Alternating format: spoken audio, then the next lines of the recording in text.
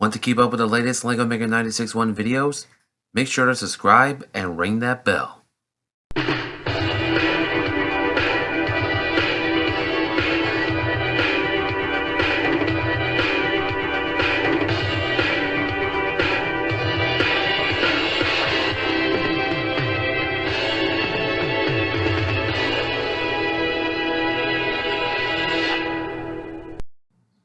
Hello everyone, LEGO Mega 96.1 here with another video. And welcome back to another On This Day in History. It was on this day in history, the year was 1775.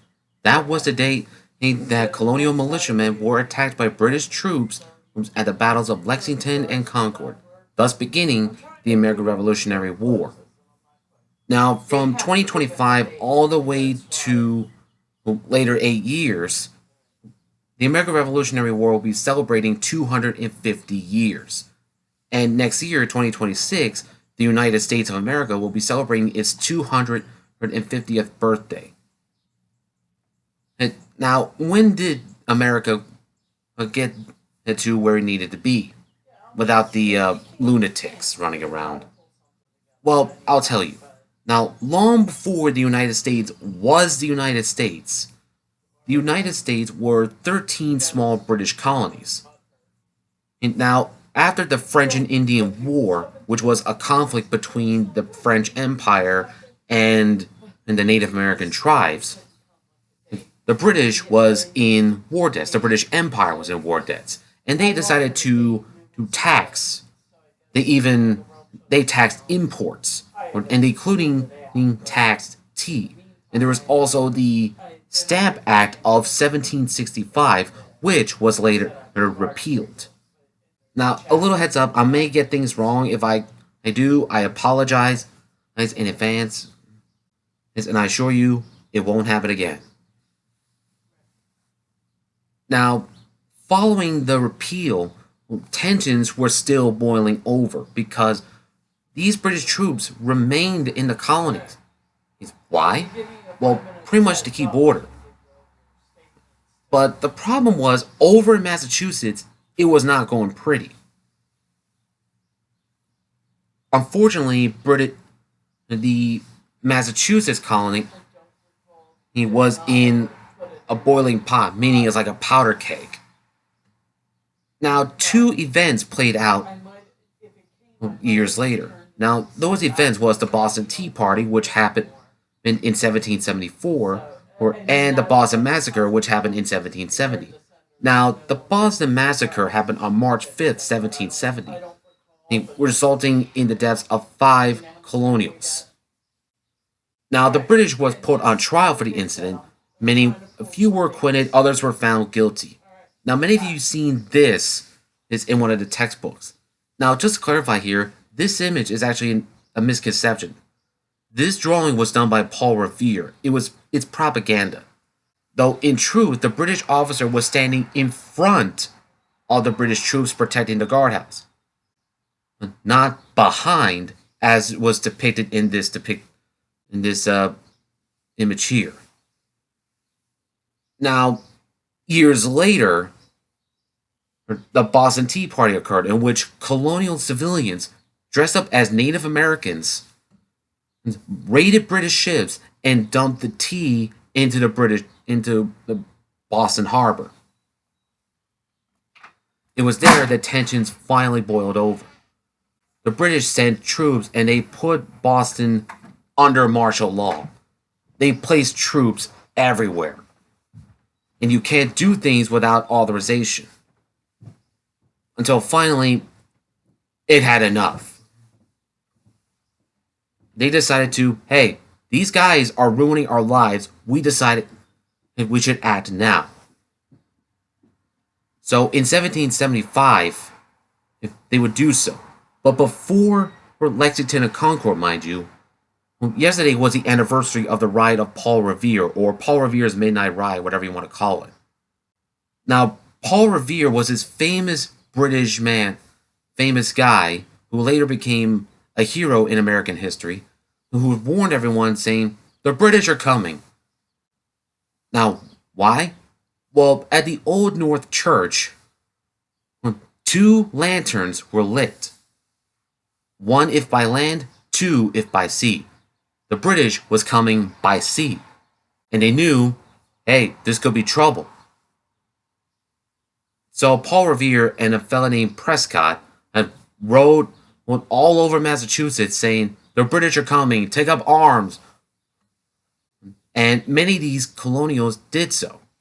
Now, on the morning of April 19th of 1775, 77 militiamen gathered on the Lexington Green. They were commanded by John Parker, a veteran of the French and Indian War. Well, interesting fact.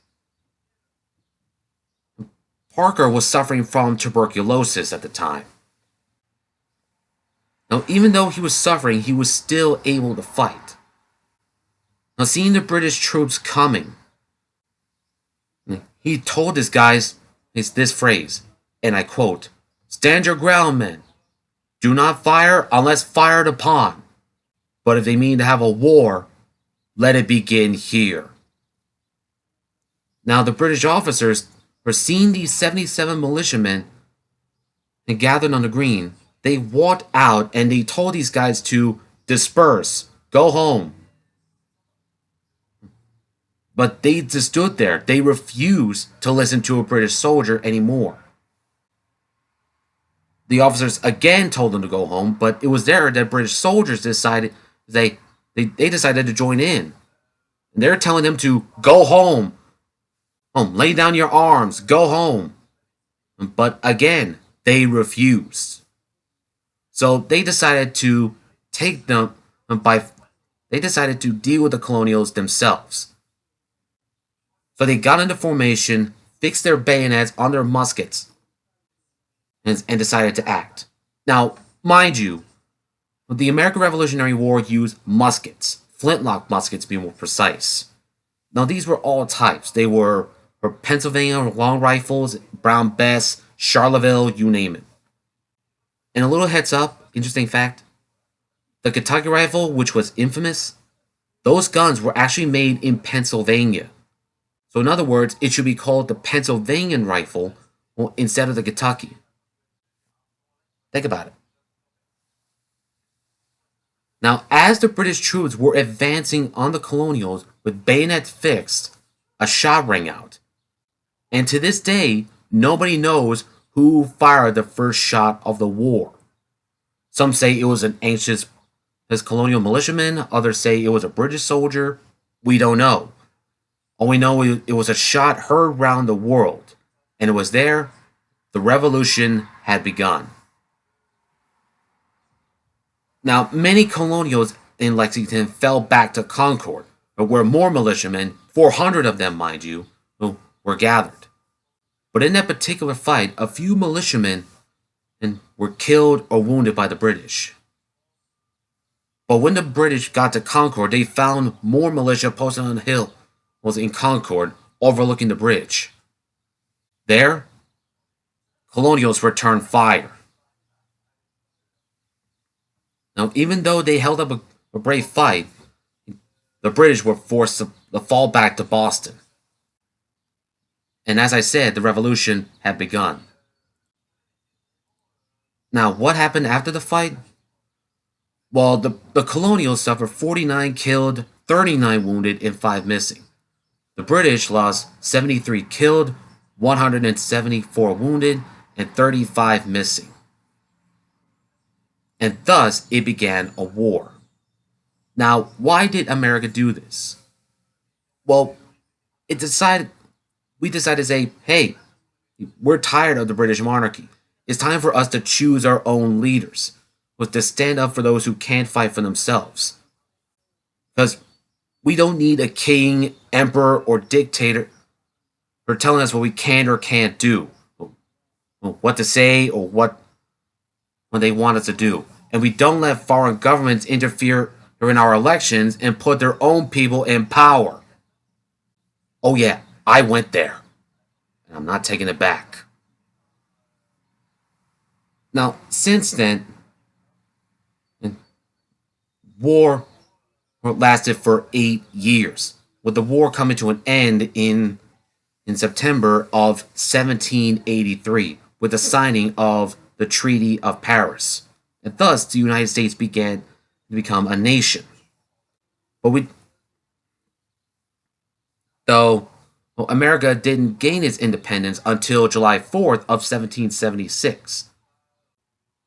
And it was a clear message to King George III, who was the British king at the time, saying, "Hey, we are a nation. We want to be governed by ourselves. We don't need you telling us what we can or can't do. So stay in your lane." I'm sure it didn't go like that, but you can kind of get the gist.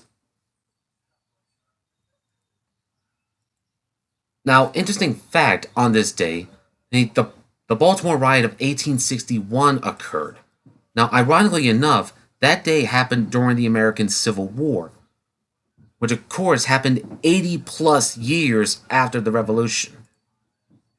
Now, this image you see right here, you see the Massachusetts militiamen passing through Boston, which they were being attacked by pro-Southern Confederate Maryland sympathizers and the Marylander Copperhead Democrats. Now, for the Union, mind you, we had units down in Baltimore. The unit was the 6th Massachusetts Militia, the Washington Brigade of Philadelphia, the Pennsylvania State Militia, and the Baltimore Police. Though, ironically, here's a fact that you didn't know. In that particular incident, 2 men in the 6th Massachusetts Militia were direct descendants of the 2 militiamen that were there at Lexington and Concord. They were attacked by these pro-Southern sympathizers in Baltimore. Yeah, ironic. It happened on the anniversary of Lexington and Concord. Now, in that particular incident, 5 soldiers were killed and 36 were wounded. Now, 12 civilians were killed, and it's unknown how many people were wounded in that particular fight. Yeah, ironic, isn't it? Now, where did this riot occur? It happened at a place called Pratt Street, in which you can actually go to in a place called Baltimore, Maryland. Now, this conflict had different names. Some call it the Pratt Street Massacre, others call it the Platt Street Riot. Now, mind you, Maryland, at the beginning of the Civil War, was a border state. It was there that state was divided. Many of them flocked to the Union, many of them flocked to the Confederate, others just remained neutral. That's why they call it Civil War. Yeah, you didn't know that, did you? And, yeah, that's pretty much it. And that concludes today's video. And if you enjoyed this video and you want to see more like this, including many other videos that I've done on my channel, please feel free to leave a like, a comment, and subscribe to my channel, and turn on the bell notification that you can be notified when I upload the next video. And as always, this is Lego Maker 961 signing off. And happy 250th America. Fight on!